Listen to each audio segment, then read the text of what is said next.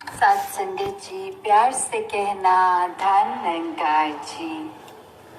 आप सबके बीच में यहाँ उपस्थित होके ये बात आज सत्संग में हर किसी ने महसूस करी कि चाहे मौसम रूप तो गर्मी का, फिर भी एक मन में शीतलता सबके, क्योंकि संतों की वाणी एक कानों के जरिए दिल में बैठ रही थी। एक जीवन जीने का तरीका कि कैसे अपने जीवन में इस निराकार परमात्मा के आश्रय हर पल जो जिया जाए वही भक्ति बन जाता है, वही एक असली मायने में जीवन जीने लायक जिया जाता है।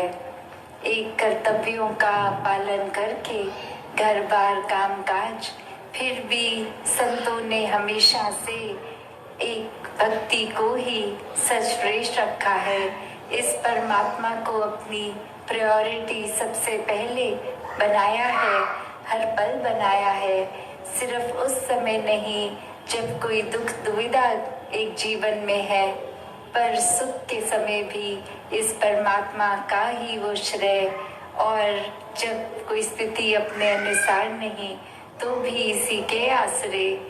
तो ऐसा जीवन एक मुबारक जीवन होता है जो एक पहले इस परमात्मा को देखा जाए, इसको अंग संग जर्रे जर्रे में देखकर इसके साथ मन का नाता गहरा करके इससे प्यार करके, तो ऐसा जीवन आप सब जहाँ जी रहे हैं तो वही जीवन हर किसी के हिस्से आए, संसार के चाहे किसी भी कोने में है।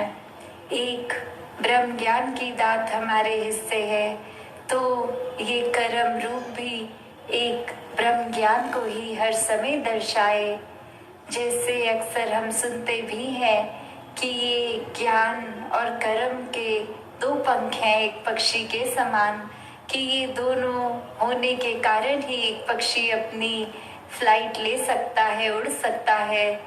तो उसी प्रकार सिर्फ अगर ब्रह्म ज्ञान ले लिया, समझा नहीं, उसको कर्मों में नहीं डाला, तो ये जीवन की उड़ान एक सुंदरता भरी नहीं हो सकेगी।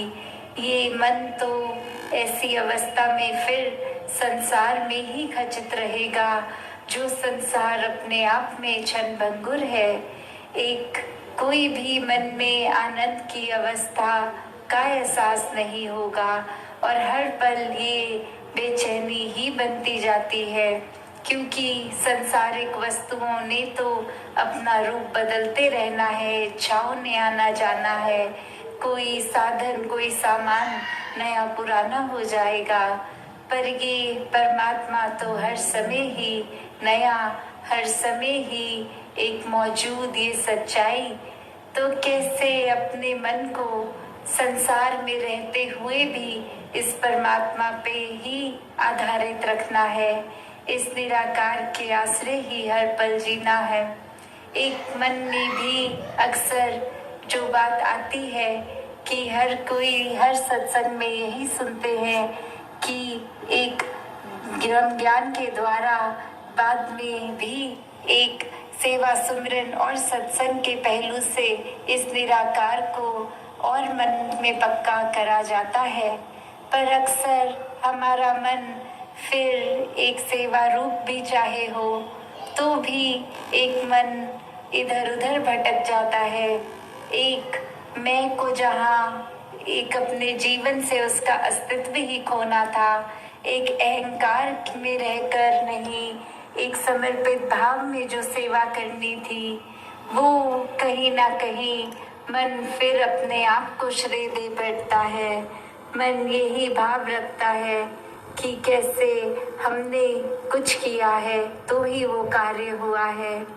एक कहानी भी जो सत्संग में आप सभी ने सुनी होगी अक्सर, कि एक जगह एक व्यक्ति जिसने सुबह से कुछ नहीं खाया और वो एक बेकरी के आगे जहाँ एक ब्रेड से केक्स बन रहे हैं उसके आगे पहुँचता है, और वहाँ यही बात उस बनाने वाले को कहता है कि एक कुछ थोड़ा सा ही कुछ खाने को दे दिया जाए, क्योंकि ना साधन है कुछ खरीदने का और सुबह से भूख भी लगी है।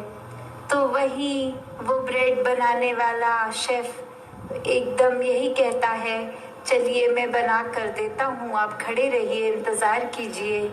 और अब वो मन में तो भाव आया कि किसी की प्रति सेवा हो जाए, और वो ब्रेड बननी शुरू हो गई। और बनते बनते जब वो अवन से निकाली गई तो वो ब्रेड फूल के बहुत ही बड़ी ब्रेड बन गई। और यहाँ जो एक नियत इरादा तो था किसी को सेवा भाव में कुछ बना कर देने का, अब वही मन में लालच आ जाता है कि ये ब्रेड फूल के इतनी बड़ी हो गई है, ये मुफ्त में ही अगर किसी को देने से अच्छा ये बेचकर इससे धन कमा लिया जाए।